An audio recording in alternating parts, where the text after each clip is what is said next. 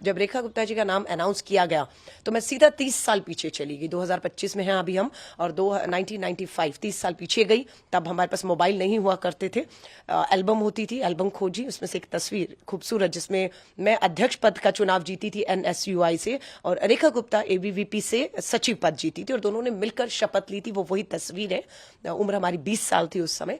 तो शपथ ली हम लोगों ने, एक साथ मिलकर काम किया। आइडियोलॉजिकल लड़ाई उसके साथ थी, है और रहेगी, उस समय भी होती थी। वो अखिल भारतीय विद्यार्थी परिषद से तीनों जीते थे, मैं अकेली अध्यक्ष जीती थी।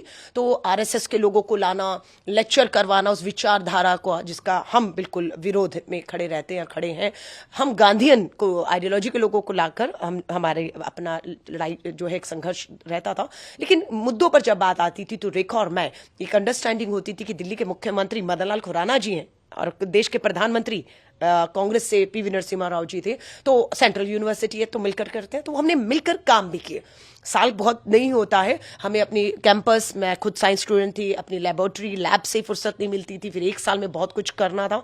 लेकिन ये कि हम कर पाए। रेखा उस समय भी बहुत एग्रेसिव थी, क्योंकि वही RSS ABVP वाला एग्रेशन जो हमने पार्षद के तौर पर, उनका एक वीडियो मेरे सामने सुबह आया, क्योंकि वो जब पार्षद रही तो मैं कभी पार्षद नहीं रही, तो एक हाउस में हमें बैठने का मौका दोबारा नहीं मिला। मैं जब विधायक हुई 2015 से 20, तो वो विधायक नहीं थी, तो सदन में भी बैठने का, विधानसभा भी मौका नहीं मिला।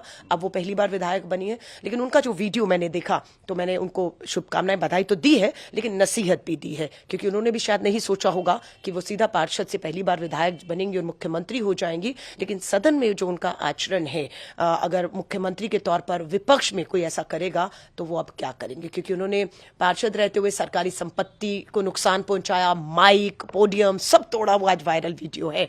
सो मैंने उनको नसीहत दी है कि अब ये जो चीजें आपका पीछा नहीं छोड़ेंगी, चैलेंज अंदर और बाहर दोनों रहेगा। मैं महिला कांग्रेस की राष्ट्रीय अध्यक्ष हूं और दिल्ली मेरी है। मैं बार बार कहती हूं, दिल्ली में बेटियों की सुरक्षा, महिलाओं की सुरक्षा एक महिला मुख्यमंत्री की प्राथमिकताओं पर होनी चाहिए। रेखा जी मुख्यमंत्री हो गई हैं, स्वाभाविक है उन्हें पूरी सुरक्षा मिल जाएगी, लेकिन उनकी प्राथमिकताओं पर दिल्ली की हर बेटी की सुरक्षा होनी चाहिए।